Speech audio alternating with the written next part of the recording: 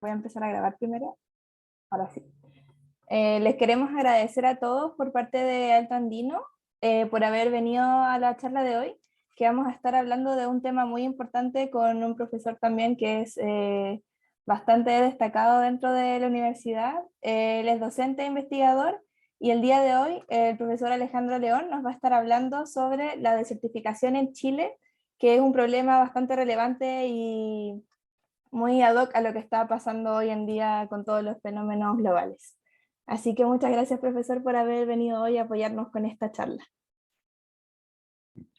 No, gracias a ustedes, Valentina, por la invitación y me alegra de que además, y me impresiona que tengan este, este grupo, este proyecto y sean agentes de cambio, eh, porque eso es muy esperanzador en realidad. Así que felicitaciones y bueno, vamos a lo que nos convoca, eh, al tema de la desertificación. Permítanme compartir Ya, pantalla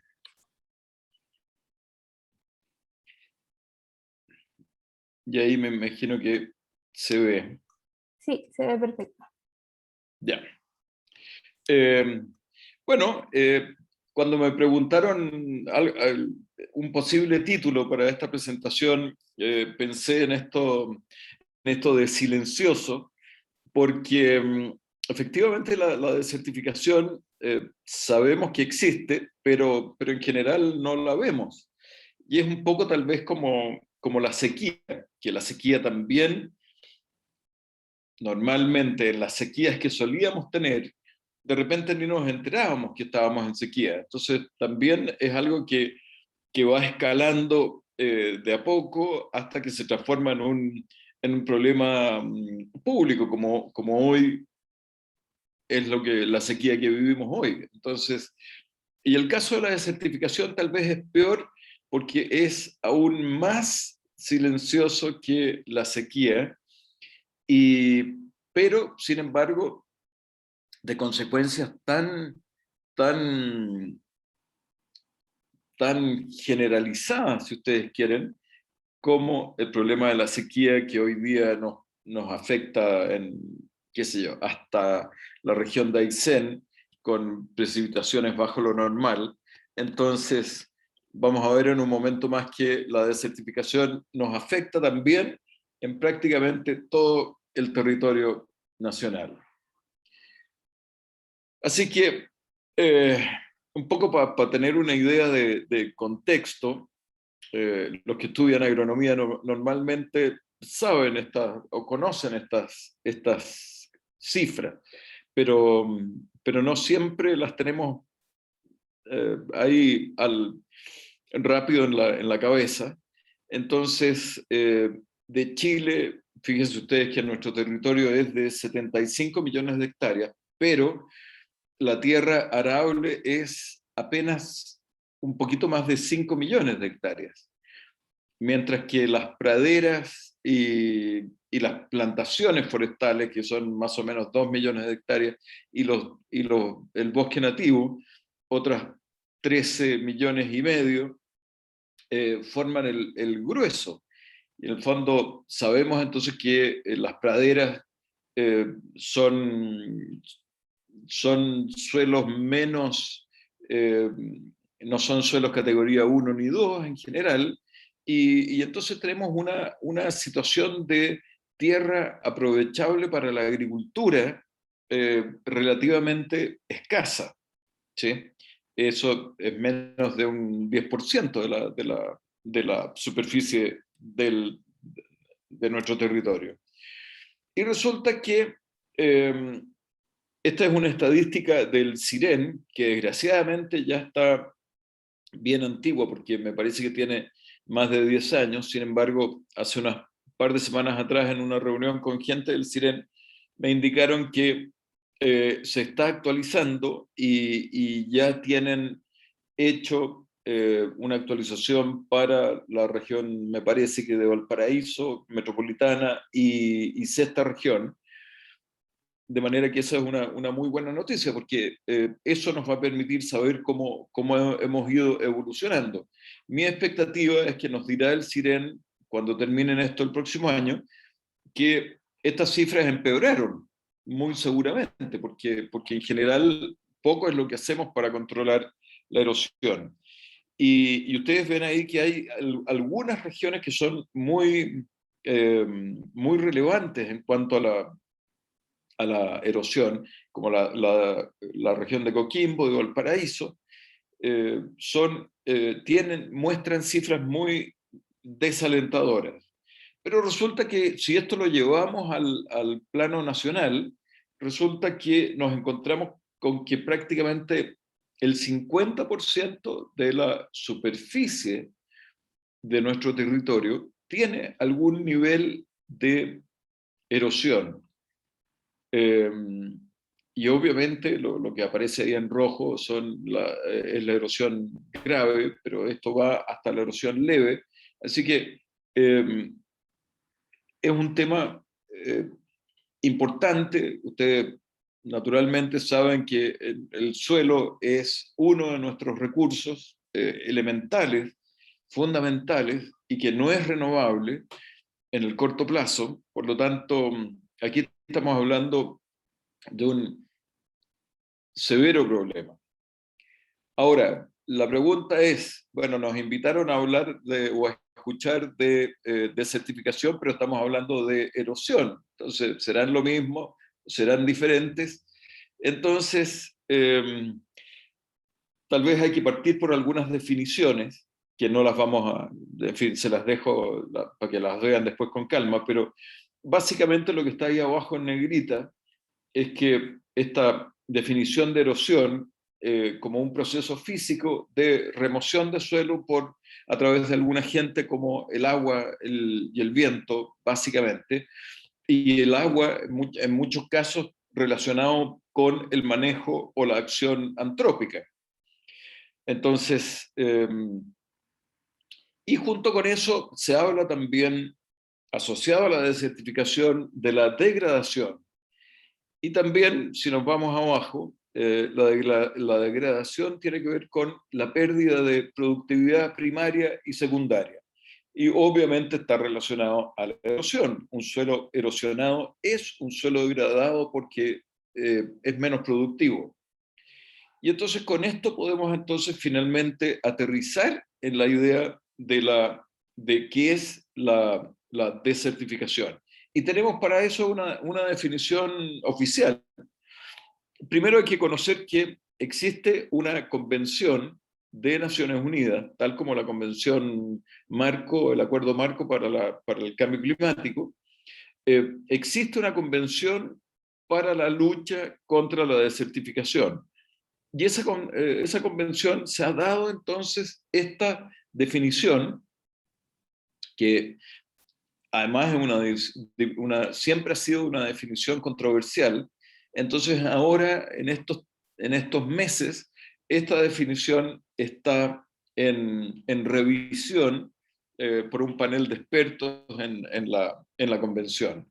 Pero mientras tanto, se ha definido como la degradación en zonas áridas, semiáridas y subhúmedas secas. O sea, ecosistemas en donde la variable definitoria es la falta de precipitación.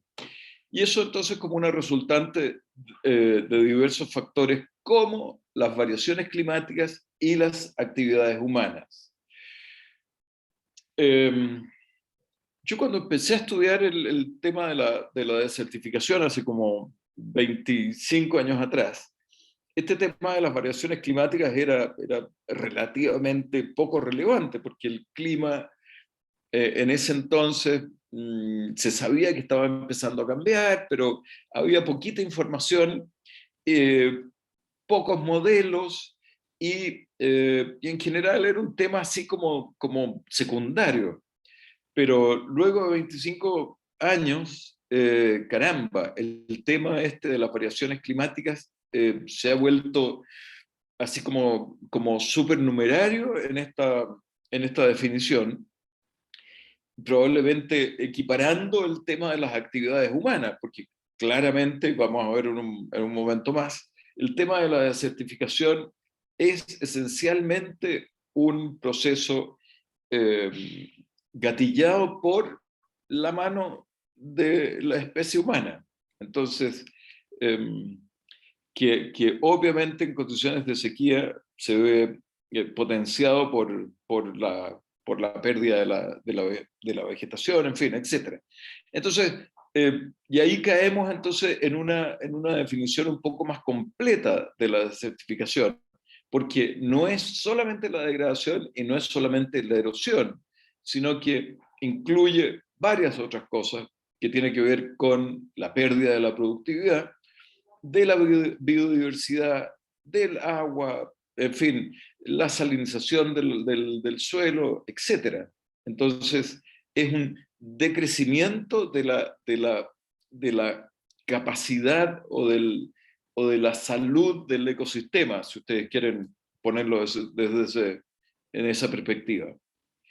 Y obviamente que se relaciona con malas decisiones, por supuesto, con malas decisiones de los, de, la, de nosotros mismos, digamos, de la sociedad.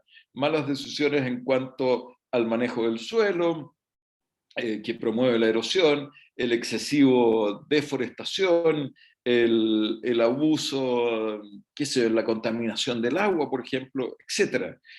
Pero incluso, y esto es algo que conversamos en el comité de desertificación que existía hace algunos años, pero ya no existe, el tema de la división de la tierra, esto de las parcelas de agrado que ustedes ven hoy día que existe, si ustedes han viajado a lo largo de Chile, bueno, las parcelas de agrado existen por todos lados en Chile. Y eso podría ser en algunos casos, un factor de desertificación, porque en muchos casos vemos que lo primero que hace la gente que llega, que se traslada de la ciudad a vivir con esta idea un poco romántica de vivir en el campo, es arrasar con la vegetación que hay ahí, la vegetación natural que hay en su parcela que se acaban de comprar, para poner entonces vegetación ornamental con especies exóticas muchas veces, y mucho pasto, etc. Entonces, claramente hay ahí un impacto de esta parcelación de la tierra que tiene que ver con la desertificación y además tiene que ver, desde luego, con un proceso mucho más de largo plazo que tiene que ver con nuestra capacidad de producir alimentos, que es también un tema de largo plazo que en algún momento nos va, nos va a patear las canillas, pero que hasta ahora nadie en, el, en la política pública se ha pronunciado respecto del tema de la pérdida de tierra agrícola para estas parcelas de agrado y en los cordones suburbanos de nuestra ciudad, en el ex sector rural. Entonces, la cosa es compleja. Y obviamente, este es un problema que existe no solamente en Chile, por supuesto, sino que existe alrededor del mundo. Y ustedes ven que este es un mapa de vulnerabilidad de certificación. Existe igualmente en Norteamérica, básicamente en las zonas áridas de Norteamérica, del desierto de Sonora y ciertas partes de Canadá y de Estados Unidos central, pero también existe en algunas partes de Europa, básicamente España, pero también en China y Rusia, que contienen desiertos además muy grandes. Y para qué decir, por supuesto, el África, que contiene este enorme desierto del Sahara, y lo mismo Australia, y naturalmente en nuestro continente, en nuestro territorio, desde luego el nordeste brasilero, que es una zona árida también. La zona nordestina en Brasil es un clásico del estudio en problemas de desertificación, porque por las sequías que han afectado tradicionalmente ese territorio, hay 8 o 9 estados de Brasil que ocupan el nordeste brasilero, y de ahí entonces ha migrado la millonada de gente que vive que ha migrado desde el nordeste hacia Sao Paulo y Río de Janeiro, bueno, que viven en las favelas, son migrantes producto de la sequía, muchos de ellos. Entonces, claramente es un problema que lo encontramos por todos lados y desgraciadamente eh, con pocas soluciones. Entonces, no estamos solos en esto de que la lucha contra la desertificación es una batalla que claramente vamos perdiendo porque hacemos poco. Y bueno, obviamente las causas de la degradación y de la desertificación son varias, pero tienen que ver con esto, con nosotros mismos. En el fondo, el aumento de la población humana sobre la faz del planeta. Estas cifras ustedes las han oído 1000 veces, pero a pesar de que la tasa de aumento ha disminuido, pero resulta que nos encontramos con que a pesar de que crecemos más lento, pero crecemos. Entonces, eh, y que cada año se nos agrega la población equivalente más o menos a la población de México. En México son más o menos hoy día 100 millones de habitantes, y resulta que más o menos esa es la cantidad de bocas que nacen sobre el planeta y que naturalmente hay que alimentar. Así que eso, por supuesto, que tiene consecuencias catastróficas para el planeta, porque desde luego sigue aumentando el consumo, sigue aumentando la presión sobre los recursos para la producción de alimentos, que conlleva en muchos casos, sobreexplotación agropecuaria, con todas las consecuencias que conocemos de, de contaminación del agua, de contaminación del suelo, el sobrepastoreo en muchas partes del planeta, etc. Y si a eso le agregamos entonces el cambio climático, la situación es feroz. Vean ustedes que en esto de la sequía, de estas sequías tan largas, tampoco estamos solos.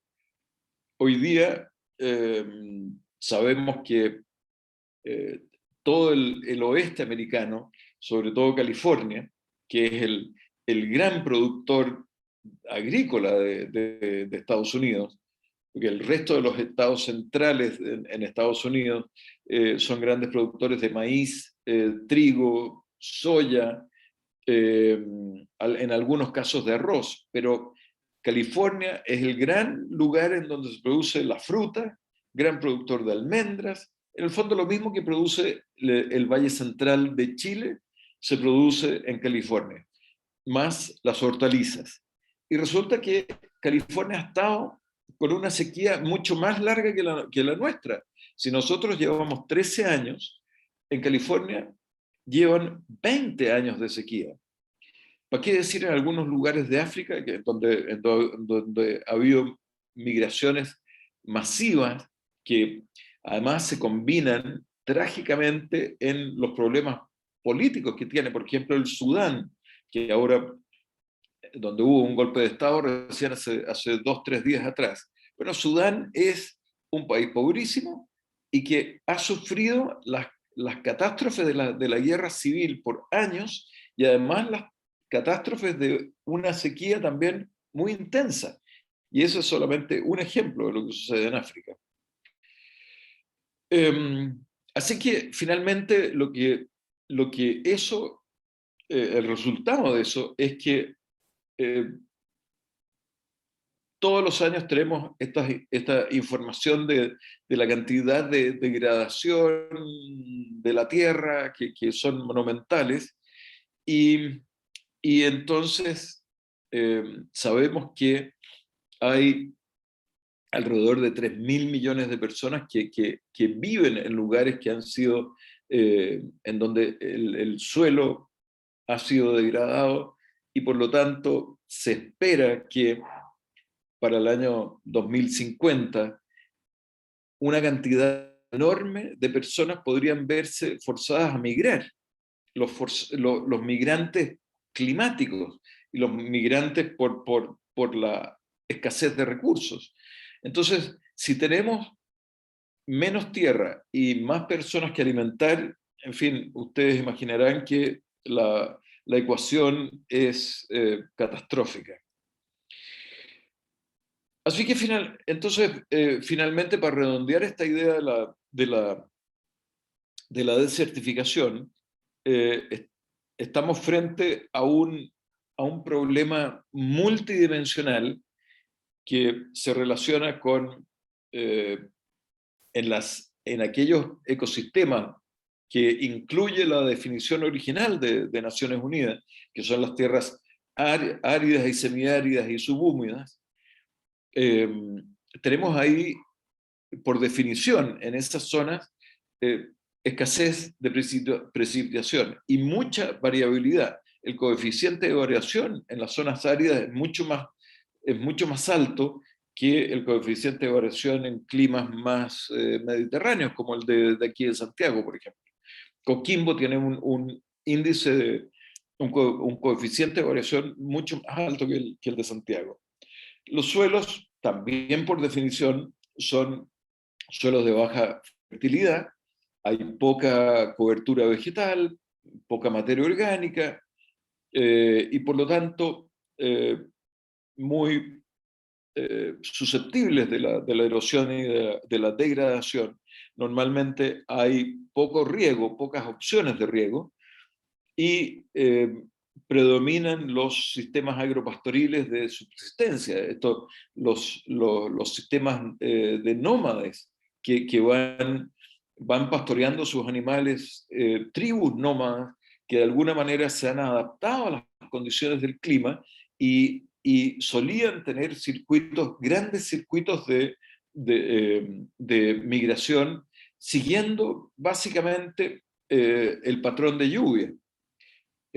El clásico ejemplo es en el Sahara, justamente que estas tribus por cientos de años se adaptaron a la variabilidad de la precipitación, pero con la llegada de la colonización europea alrededor de 1850, y en medio siglo, entre 1850 y 1906, las potencias llegaron a África, se repartieron la tierra, explotaron los recursos naturales y después fijaron nuevas fronteras según si este territorio lo mantenía Inglaterra o Bélgica o Alemania, qué sé yo. Y entonces crearon nuevas fronteras y por lo tanto todos estos sistemas agropastoriles nómades se cortaron porque simplemente la gente en muchos casos no puede cruzar estas nuevas fronteras para poder seguir entonces el ciclo de la lluvia y de la vegetación en el desierto. Eso significa, por lo mismo que estamos conversando, poca flexibilidad productiva. Normalmente, además, hay una pobreza relevante en términos del conocimiento técnico, muy poco acceso a los mercados, y finalmente, entonces, todo eso confluye en lo que conocemos como perdón, la desertificación, que conlleva además a una pobreza económica de la población que vive en estas zonas muy importante.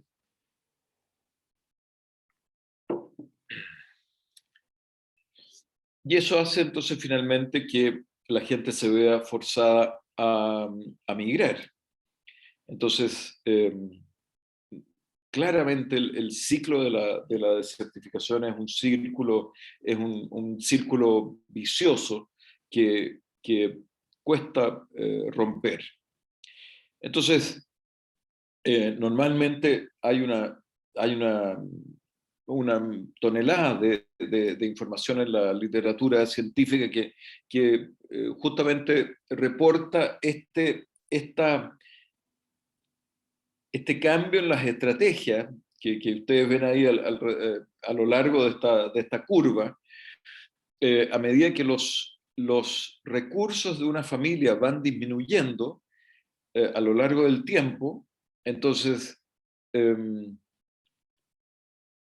primero la gente de alguna manera se adapta a la sequía y a la desertificación con cambios en la dieta, que es lo primero que uno puede hacer. No puedo cultivar, no sé, tomates, pero puedo cultivar otras cosas resistentes a la sequía, por lo tanto puedo batírmelas con garbanzos, por ejemplo, requieren menos agua. Y así. Entonces, las estrategias en el fondo incluyen la venta de animales pequeños, al final la venta de los animales de trabajo, la venta de la tierra, y finalmente lo único que queda es irse. Entonces, eh, es un panorama bien catastrófico. Y eso es lo que produce entonces además los desiertos poblacionales. Vean ustedes aquí la región de Coquimbo. Esta desgraciadamente es información de un censo antiguo.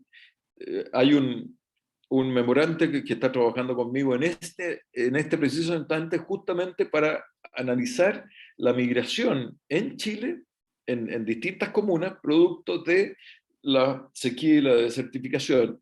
Pero si ustedes piensan que en el 2012, que ya estábamos en sequía, eh, se producen estos números en cuanto a la migración de la gente desde comunas rurales hacia el espacio urbano.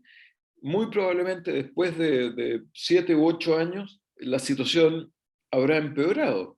Vean ustedes Andacollo, eh, Canela, eh, Punitaqui, Río Hurtado también. Río Hurtado se ha convertido en un clásico de la migración, en donde las tasas de abandono de la comuna son muy importantes.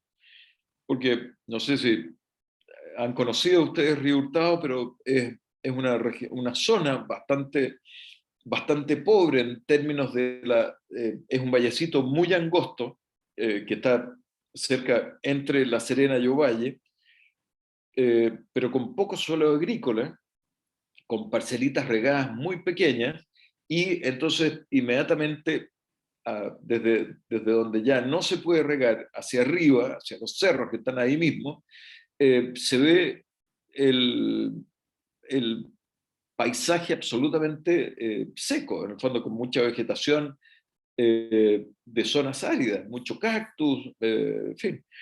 Entonces, es una situación compleja para la gente que vive ahí. Y hablando de la cuarta región, perdón, tenemos este tipo de situaciones eh, con, con terrenos que han sido, ustedes ven aquí arriba de estos cerros, que han sido cercados y cultivados en antiguos tiempos. Yo creo que la última vez que vi estos terrenos esto normalmente se usaba para cultivo de trigo, cuando los inviernos eran lluviosos, trigo de primavera. Entonces, creo que la última vez que vi trigo aquí debe haber sido en el año 90 en el año 2000 probablemente. Y me da la impresión de que de ahí hacia adelante ya simplemente no estaban las condiciones para cultivar trigo de secano. Y entonces esta situación en la cuarta región es histórica, porque esto ha sucedido en las comunidades agrícolas desde muchas décadas, probablemente un siglo o más.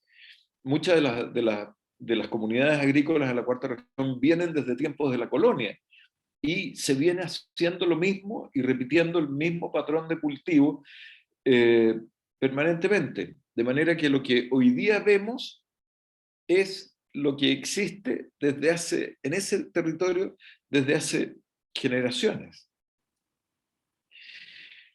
Y bueno, un tema importante es el costo que esto tiene.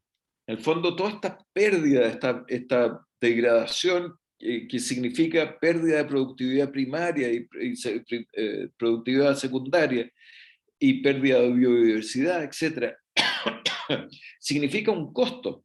Entonces, hay gente que, que ha estimado estos costos y bueno, aquí he agrandado alguna de estos cuadros para que vean ustedes que el problema es en muchos países, como comentábamos, pero vean ustedes acá Sudamérica, en Ecuador, por ejemplo, una estimación del 2013, es la desertificación significa el 10% del PIB agrícola, o sea que no son cifras menores. Eh, o, en, o en el caso de Chile, 14% en general y 23% en la cuarta región, o 11,7% en la séptima región, en fin, etc. Entonces, si ustedes eso lo llevan a pesos, significa que el costo de la desertificación, o puesto de otra manera, el costo de no hacer nada para combatir, para revertir el proceso de desertificación es altísimo. Entonces, eh, y en el fondo, la misma convención para el combate a la desertificación está haciendo este esfuerzo de valorar el costo de la desertificación porque finalmente nos hemos dado cuenta que no es ninguna novedad, que los políticos solamente van a tomar decisiones cuando vean números. ¿Qué es lo que significa esto en plata? En plata que es necesario invertir o plata que se pierde porque no se hacen las cosas. Entonces, cuando a un parlamentario se le ilustra con algo que tiene que ver con pesos, entonces recién ahí están disponibles como para tomar alguna decisión eh, al respecto. Ahora, en Chile, ¿qué es lo que ha pasado respecto a la desertificación? Ahí hay una cronología relativamente corta, desde que se creó la convención y fue suscrita por Chile. Se creó además luego, por supuesto, una oficina de coordinación del Plan de Acción Nacional, y esa oficina de coordinación ha estado siempre en la CONAF. Entonces, la CONAF es la que tiene que supuestamente implementar este plan, es la que tiene que convocar a un comité consultivo. Yo fui parte, mientras existió ese comité consultivo, fui parte de él durante no sé cuántos años. En fin, y entonces, al final, en el 2009, se creó una mesa público-privada, que, en fin, esa es un poco la cronología que ha existido, que en algún momento fue visible, porque ahora, en todos estos últimos años, a partir del 2010, diría yo, hasta hoy, el tema de la desertificación es simplemente no existe. Y la CONAF, eh, yo creo que el punto focal en la CONAF cada vez está más abajo en la jerarquía dentro de la CONAF. Entonces, en fin. Y las líneas de acción que se propuso en el Plan de Acción Nacional incluye un montón de acciones que tienen que ver con la difusión, con la coordinación, capacitación técnica, etcétera, etcétera. Y desgraciadamente nada de eso se ha hecho.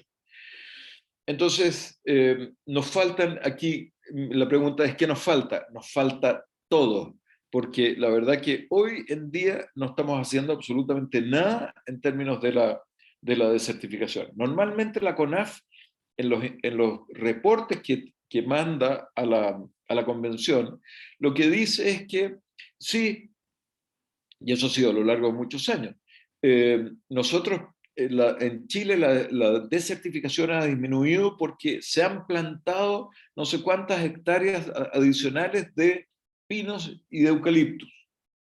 Entonces, hemos usado mañosamente el argumento del aumento de las plantaciones forestales para decir internacionalmente que sí, que hemos disminuido el problema de la desertificación, que tiene que ver con lo que hablábamos hace un rato de los incentivos perversos.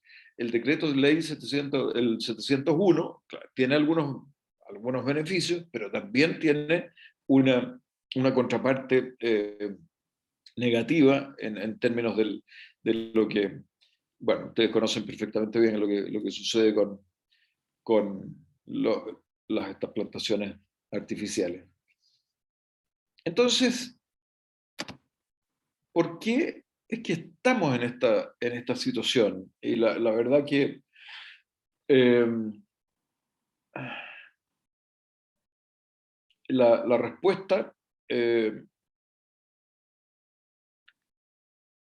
no tengo yo una respuesta clara para poder decir por qué es que estamos así como estamos, pero básicamente todo confluye en muchos temas ambientales, confluye en la falta de voluntad política para tomar el tema y verdaderamente llevarlo adelante y hacer algo al respecto. Pero como digo, desde mi punto de vista, yo volví de mi doctorado el año 2001, a inicios del 2001, y lo que he visto es que hemos evolucionado al revés, en el fondo hemos involucionado en el tema de la desertificación, porque al inicio existía un comité consultivo del punto focal, pero después eso desapareció en fin, los 4 gatos que trabajábamos en desertificación nos reuníamos de vez en cuando, pero ahora ni siquiera eso, así que la verdad que fatal. Así que para concluir, eh, algo que yo siempre digo e insisto en estas presentaciones sobre el tema de la desertificación es que el desierto no avanza. No sé por qué alguien, aparentemente un académico de la Facultad de Agronomía, por ahí ha dicho que incluso ha presentado algunos cálculos de que el desierto podría avanzar a razón de algunos kilómetros por año. Entonces los periodistas agarraron eso porque, claro, es una idea así como sexy que vende. El desierto se nos viene encima. Y no hay ninguna duna del desierto que esté avanzando, que el viento traiga así rodando hacia Santiago, ni mucho menos. No, el desierto está exactamente donde ha estado siempre. Y lo que sí avanza es este proceso de desertificación, que es lo que es muy preocupante porque ya vimos que tiene una manifestación en todo el territorio nacional. Entonces, no es solamente en las inmediaciones del desierto, sino que también es en el extremo sur, en la Patagonia, en donde ustedes quieran, porque ahí hay pérdida de ecosistemas, de suelo, etcétera, etcétera. Entonces, y, eh, y como decía al principio, es un problema muy silencioso y que se ha ido silenciando más a lo largo del tiempo aquí en Chile justamente por la falta de interés, de voluntad política, eh, la falta de ganas de verlo, el problema, ¿no? Entonces nuestros formuladores de políticas públicas están pendientes de otras cosas y además están pendientes de su reelección. Y este es un problema de larguísimo plazo. Por lo tanto, lo que hacemos hoy, no sé, si inventáramos un programa como la Gran Muralla Verde que se está, eh, hay un programa que se llama así en China, y hay otro programa de reforestación en el borde sur del Sahara, en el Sahel, eh, que hay una franja no recuerdo, de 70 y algo kilómetros, por muchos kilómetros de ancho, desde una punta hasta la otra de África, para tener ahí una pared verde. Eh, bueno, si inventáramos de pronto una pared verde en Coquimbo, bueno, eso va a fructificar 20 años más cuando terminen de establecerse esos árboles, hayan crecido, se pueda extraer algunos productos de ellos, en fin, etc. O sea que a los políticos que están pendientes de su reelección dentro de 4 años, un tema de largo plazo no les interesa. Y entonces, eso en el fondo acrecienta la noción de que nuestro modelo de desarrollo, tal como lo tenemos hoy, no es sustentable. En el fondo porque no nos hemos preocupado de estos temas cruciales que son fundamentales para la vida de los ciudadanos en esta república del fin del mundo.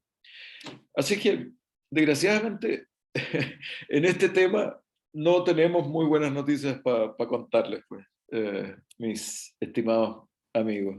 Así que, eh, con eso, con eso termina esta presentación. Perfecto, muchas gracias, profesor. Fue muy buena, muy interesante la presentación.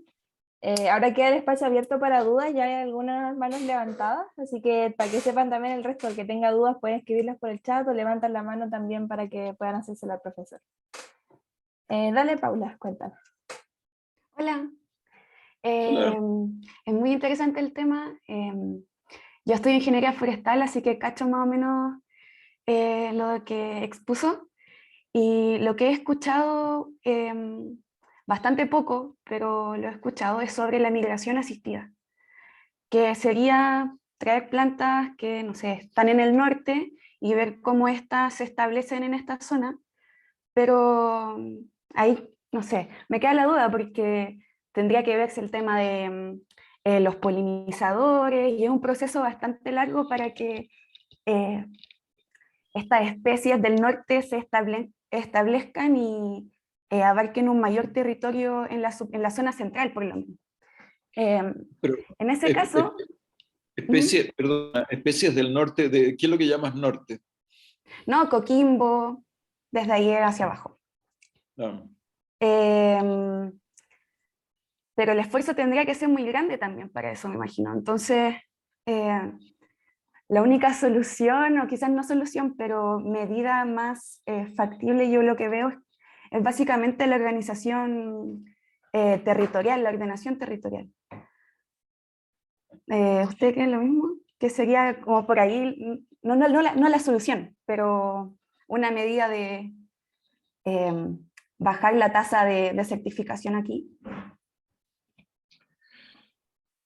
Justamente ayer hablábamos del tema el tema del ordenamiento territorial con un invitado previo que tuvieron ustedes con Rodrigo Fuster a propósito del manejo integrado de cuencas y la idea de hacer este ordenamiento territorial a nivel de la microcuenca. eh,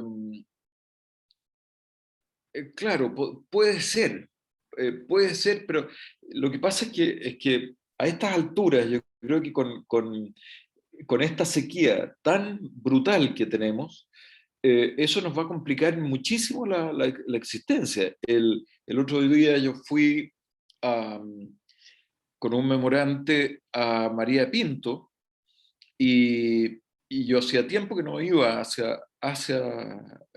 no tomaba el camino a Viña y Valparaíso, y resulta que uno al bajar la cuesta de Lo Prado, si miras ahí a tu mano derecha el estado de la vegetación, se ve que una, una parte importante de esa vegetación está seca, completamente seca. Entonces, y lo mismo vimos luego en los cerros alrededor de María Pinto.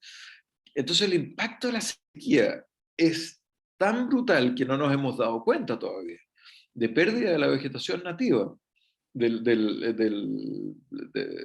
la zona central. Eh, entonces, claro, podemos teorizar ahora respecto de la necesidad de reforestar y qué sé yo, pero sin agua eh, estamos jodidos. Entonces, si no tenemos y por eso nuevamente esta idea de la microcuenca creo que es todo lo que podemos hacer, porque si podemos instalar pequeños sistemas de riego por goteo que puedan asegurar la sobrevivencia, eh, que lo que vi, creo que ayer o anteayer en el diario, que la municipalidad de Peñalolén estaba haciendo, plantando 250 árboles en la quebrada eh, ya ni me acuerdo el nombre de la quebrada, pero 250 árboles apenas, pero habían logrado con convenio, no sé con qué empresa privada que se puso con el sistema de riego, que es la única manera hoy día de soportar, digamos, de asegurar el éxito de cualquier plantación que uno haga. Porque si vamos a tener un invierno con, qué sé yo, con un par de lluvias, no hay forestación que aguante. Entonces, hay una limitación importante. Gracias. Súper, gracias, Pau. Dale, Seba, haz tu pregunta al profe. Ya, hola, hola. Bueno, son dos preguntas, quizás la primera es media catastrófica, en el sentido de que, sí, ¿qué tan posible es salvaguardar? Al final es todos estos territorios que están tan amenazados y en qué momento deberíamos como poder decidir que es el momento de migrar hacia otro lugar. Porque debe haber algún límite en el que quizás una parte de la población tiene que tomar esa difícil decisión y quizá es como tomarla como todos juntos, por así decirlo. Esa es la pregunta primero, después hago la otra. Ah, o sea, lo que tú preguntas es, ¿cuándo toma uno la decisión de migrar? Claro, Em, la verdad que no sé responderte, porque eh, nunca me ha tocado estar en esa situación. Entonces, el momento en que una familia decida migrar es cuando probablemente ya tiene claro que no tiene ninguna posibilidad de sobrevivencia en ese ecosistema, o que ve que lo que sembró en la última primavera eh, simplemente se perdió por falta de humedad. Ahí llegará el momento de decir, bueno, agarremos nuestras pocas cosas que nos quedan y nos vamos. Eh, pero básicamente hay, ahí un, hay una decisión que es muy trágica porque la, normalmente la población la población rural en el mundo está muy arraigada a ese territorio por una cosa de costumbre, de uso de costumbres ancestrales. Entonces, gente que vive en ese espacio porque ahí vivieron sus padres,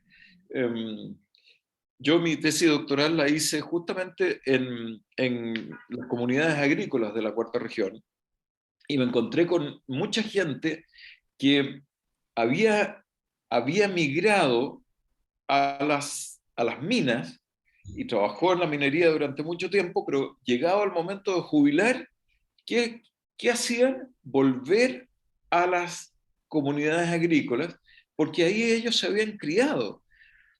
Y entonces querían traer a sus familias de vuelta a las comunidades para que los conocieran, vivir en el campo, vivir del campo. Pero entonces, eso refleja que el arraigo de las personas al lugar al lugar en que nacieron es muy potente. Por lo tanto, tomar la decisión de emigrar es, pucha, reconocer que tus naves ya se quemaron y lo único que te queda es irte a otro lado, que es lo que los venezolanos que viven hoy en Chile en algún momento tuvieron que hacer. Es Claro. trágico. Sí, súper trágica esa decisión. Bueno, y la segunda es relacionada con lo que hablaba usted de esto de que en política al final no se está avanzando mucho, pero dado que ahora está el tema de la Convención Constituyente y que existe una comisión que habla sobre el medio ambiente y otros temas específicos, no sabe si existe una moción, puede ser propia de usted o de alguno de otros colegas que conozca, de presentarse, no ni siquiera tiene que ser como una asociación, sino como una persona natural. Eh, Mira, yo ahí tiendo a pensar que le estamos confiriendo a la Constitución expectativas mucho más allá de lo que verdaderamente es una Constitución. Porque por mucho que el día de mañana dijéramos ahí, mmm, no sé, algo así como muy perentorio, se hará todos los años, no sé, se destinará parte del presupuesto a combatir la desertificación, por decirte algo. No sé si hubiera alguna redacción para una cosa así en la Constitución, pero no es la Constitución la que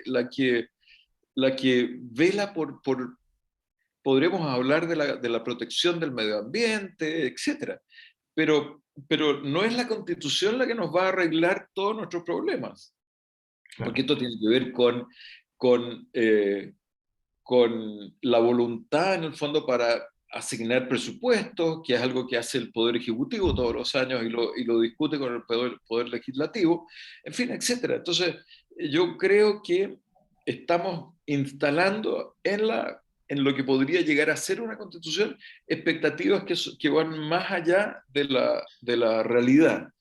Entonces, después no nos vayamos a pegar un porrazo muy grande cuando nos demos cuenta que la solución, que la constitución no es el instrumento que nos va a arreglar la vida así de un día para otro. Eh, y no sé si, no tengo idea si es que el tema estará siendo tratado o pensado por alguien de la constituyente, no lo sé. ya, gracias. Gracias, Seba, por tu pregunta. Dale, José Silva. Hola, yo quiero preguntar más que nada, bueno, ya mencioné algunas, pero en sí medidas concretas que sean aplicables en cierto modo, que no sean así como muy ilusorias o no son medidas concretas, que sean económicas o que se puedan hacer a más nivel más pequeño. Eso. Bueno, claro, siempre hay soluciones de bajo costo con tecnologías ¿Aló? apropiadas. ¿Perdón?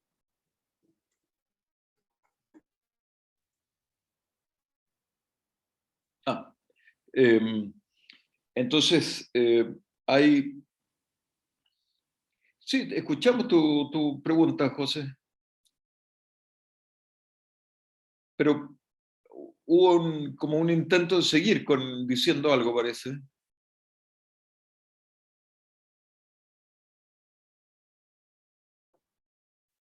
Parece José. que el José está con mala señal. Ah, No, eso, de las Ah, medidas concretas. No sé si se escucha medidas bien, concretas. pero, Vale, vale. pero que no sean así como tan, Que no sean tan, tan exageradas, diría yo. tan exageradas. Bueno, desde luego, claro, hay un montón de medidas concretas que tienen que ver con la, la reeducación o la educación ambiental, por ejemplo, eh, qué sé yo, evitar eh, lo que normalmente se hacía en las mismas comunidades agrícolas. Por ejemplo, yo he visto eh, que todavía hoy día se pasa el arado a favor de la pendiente. Entonces, eso es un sinsentido tremendo. Entonces, claro, si tú de alguna manera logras que ese agricultor eh, no siga pasando el arado hacia abajo, sino que lo pase para el lado y construir algunas, algunas zanjas de infiltración para cortar el flujo de agua y que no siga corriendo falda abajo, sino que almacenarla y que percole por el perfil. eh, son técnicas en el fondo de casi de sentido común que nos pueden ayudar muchísimo a disminuir la degradación. Eh, Reforestar con vegetación nativa. Yo estoy terminando un proyecto de investigación en la cuarta región con reforestación con espinos. Y lo hicimos con espinos porque el espino puede, en el fondo tiene varias utilidades. Primero que nada, es tremendamente resistente a la sequía, más que muchas otras especies que han ido pereciendo por la sequía. Lo que tú ves en algunos fondos de quebrada, que mientras todo el resto está seco, los espinos están verdes. Y el espino además te sirve para nutrición. Las cabras se comen las vainas, se ramonean además en el follaje, en fin. Entonces, eh, reforestar con especies adecuadas, especies resistentes a la sequía también hoy día, lo que hemos comprobado también es que no es posible reforestar, incluso con el espino, sin un aporte de riego, al menos en los 2 primeros años después de la plantación, porque si no, el árbol no aguanta con la precipitación que hoy tenemos en la cuarta región. En fin, y así hay un montón de ejemplos de, de formas de cultivo, de tipos de cultivo. En el fondo hay que adaptarse. La agricultura, que es el gran motor de cambio, ya sea positivo o negativo, la agricultura tiene que adaptarse a estas nuevas condiciones climáticas que son más extremas. Es la única posibilidad que nos queda, la adaptación. no sé si eso contestó tu duda, José, o quieres preguntar algo más. Sí, no, sí, eso no. Gracias. Ya, perfecto. Yo le quería hacer una pregunta con respecto a como lo que mencionó como de los gobiernos en general, que como duran solo 4 años no alcanzaban a hacer tantas medidas, y mencionó, por ejemplo, el tema que mencionó la Pau, que era como de hacer como ordenamiento territorial, y usted dijo que podía ser como a nivel de microcuencas. Pero yo le quería preguntar como cuál sería una buena propuesta por ejemplo, de ahora de los candidatos presidenciales que se están postulando, para usted, ¿cuál sería una buena propuesta con respecto a la desertificación?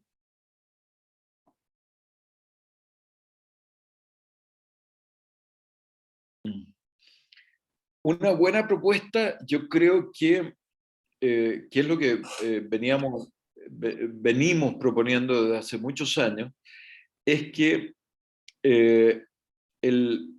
hay que darle mayor relevancia al punto focal de la Convención del Combate a la Desertificación en Chile, que, como digo, ha estado siempre en manos de la CONAF. Ese punto focal, en el fondo, debiera salir de la CONAF y migrar hacia el Ministerio de Medio Ambiente, y además subirlo en el escalafón del Ministerio, de manera que tenga, en el fondo, sea una entidad con peso político, que sea una entidad con presupuesto y que tenga capacidad para operar en las regiones y en los territorios, y no solo en las regiones, en las comunas. Entonces, probablemente, si es que el problema se tomara en serio en términos de la política pública, tendríamos que como digo, el punto focal se le diera más peso político, más peso financiero, gente, en el fondo profesionales que estén repartidos a lo largo de las regiones. Eso sería un punto de partida así absolutamente fundamental y extraordinario, que si los candidatos lo propusieran. Y es algo simplemente una decisión administrativa. Ya, qué interesante, perfecto. Y también tenía una duda como más conceptual, que me llamó mucho la atención que mencionara como el tema de las forestales o como del sur y la Patagonia, porque normalmente cuando uno escucha desertificación o que el desierto está avanzando, como usted dijo que en verdad no avanzaba, uno cree que es como de norte hacia abajo, o como hasta el centro, como que hoy día en la zona central no estamos desertificando por el tema del cambio climático, la escasez hídrica, como que hasta ahí llega. Pero, por ejemplo, yo no me puedo imaginar, no sé si es posible que en algún momento los bosques del sur de Chile, no sé, quizás en muchos años, si es que seguimos usando como plantando forestales de monocultivo, en algún momento se pueden llegar a secar y desertificar completamente. Bueno, claro, claro que sí, pues. Si en el fondo, si lo que el cambio el cambio en el uso del suelo de cubierta forestal a, a agrícola, eso significa una pérdida de biomasa importante, de servicios ecosistémicos, en fin, etcétera, etcétera. Entonces, claramente es algo que contribuye al proceso de certificación, que no cae exactamente en el ámbito de la definición de Naciones Unidas, porque Naciones Unidas lo restringe hasta los ecosistemas subhúmedos. Pero ciertamente si relajamos ese criterio del clima, los mismos procesos se pueden dar en la Patagonia. O piensa tú en la Amazonía. La Amazonía, es decir, esta cantidad de bosque que se quema para abrirle espacio a la ganadería, es una locura, un sinsentido absoluto. Y en la Amazonía además le agregas eso a la minería que existe, que se va produciendo en la misma Amazonía. La situación, el resultado es catastrófico. Claro, verdad. Ahí voy a leer un comentario que dejaron en el chat para que los que estén viendo el video lo puedan escuchar después. Yaritza nos dice que considerando que las condiciones más apropiadas para plantaciones de pino cada vez estarán más al sur, creo que es muy probable que pase lo que dices, eso de la desertificación al sur. Sí, claro.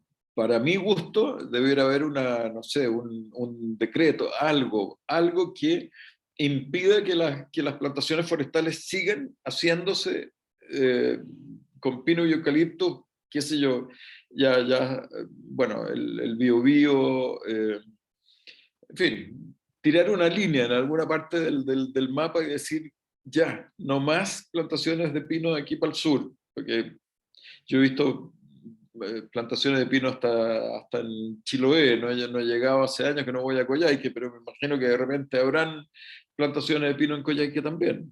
Así que, pero no lo sé. Pero Wow.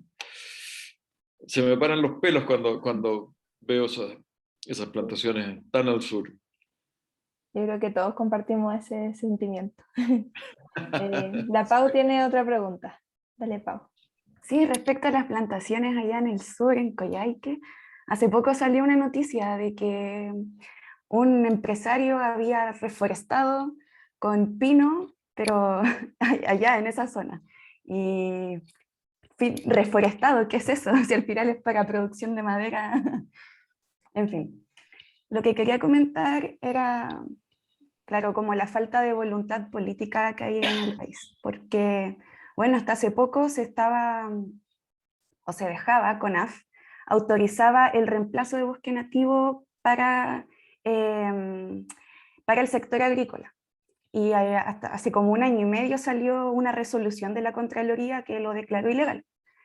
Y que, bueno, claro, a pesar de que ahora ya no se puede reemplazar el bosque nativo, aún se sigue reemplazando las formaciones xerofíticas para los cultivos agrícolas. Entonces, hay que frenar eso, como para que no siga eh, aumentando la superficie de los cultivos, básicamente. Y bueno, aparte, CONAF es una institución privada. Hace tiempo se viene comentando lo del servicio de biodiversidad que está ahí estancado. Entonces, falta que todo se mueva. Creo que eh, al menos a mí me frustra mucho que no se avance en estos temas. Eso quería comentar. Estaba muteado. Sí, pero tengo que reconocer que en virtud de este proyecto que les comento en la cuarta región, que es financiado por el Fondo Bosque Nativo de la CONAF, nos ha tocado interactuar mucho con el equipo de la CONAF en la cuarta región y ellos hacen una pega absolutamente fantástica en términos de la protección de la vegetación nativa y desgraciadamente son muy poquitos profesionales, entonces, pero sí están y están pendientes y multan a las personas que cortan especies nativas, en fin, están ahí muy al pendiente de lo que pasa. Entonces, ahí hay en fin, es un equipo que ha hecho una pega muy valiosa en la cuarta región. No lo sé si es que existirá la misma disposición y ánimo en otras regiones, pero yo lo que conozco es lo que les comento. Entonces, ya están ahí, han sido muy efectivos en parar algunas eh, obras de minería, por ejemplo, porque hay vegetación que es necesario proteger, en fin, a nosotros en las Cardas nos han ayudado muchísimo porque eh, ahí hay un montón de pertenencias mineras y afortunadamente eh, hay, tenemos en las Cardas los en un lado de las cartas están los litres más, un bosque de litres relictos, y por otro lado hay boldos relictos, que son los bosques más al norte que hay, que se sepa. Y la CONAF nos ha ayudado muchísimo en la preservación de esos bosques. Bueno, chiquillos, se me está acabando la batería de mi computador, le queda un par de rayitas. Por ahora no hay más manos levantadas, tampoco no hay más dudas por el chat, así que no sé si a alguien más le queda una última duda antes de que el profesor apague el computador. Si no, bueno, yo creo que estaríamos. Muchas gracias por esta charla, y por la conversación que pudimos tener con ustedes, por toda la disposición. Estuvo muy interesante los comentarios por parte de todos los participantes y obviamente también su aporte. Entonces, eso sería. No sé si el profe quiere dar unas palabras finales. No, es decir, compartir es lo que nos interesa y además qué bien que estén ustedes en esta, en esta cruzada por ser agentes de cambio y vi en la nota que me mandaron que ustedes han estado trabajando además con comunidades en el norte.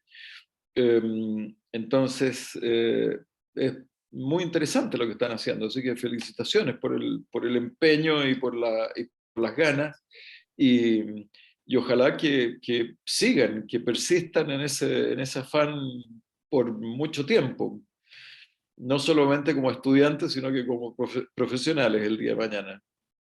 Así que para mí ha sido un placer poder conversar con ustedes y, y aportar, qué sé yo, con un granito de arena a lo que ustedes hacen. Perfecto, muchas gracias, profe, y de nuevo reiterar las gracias a todos los participantes de hoy día. Los invitamos a todos a quedarte atentos a las redes de Alto Andino, que ahí vamos a estar publicando más charlas con otros profesores y ya durante todo lo que queda del año, de aquí a diciembre vamos a seguir con muchas charlas, así que los dejamos invitados a las próximas. También en Alto Andino siempre subimos contenido o vamos a abrir convocatorias en algún momento también para traer voluntarios, entonces los invito a estar muy atentos a las redes sociales. Así que eso, muchas gracias a todos y que tengan una buena tarde o noche. Chao, muchas gracias. Chao, gracias, profe. Chao. Chao.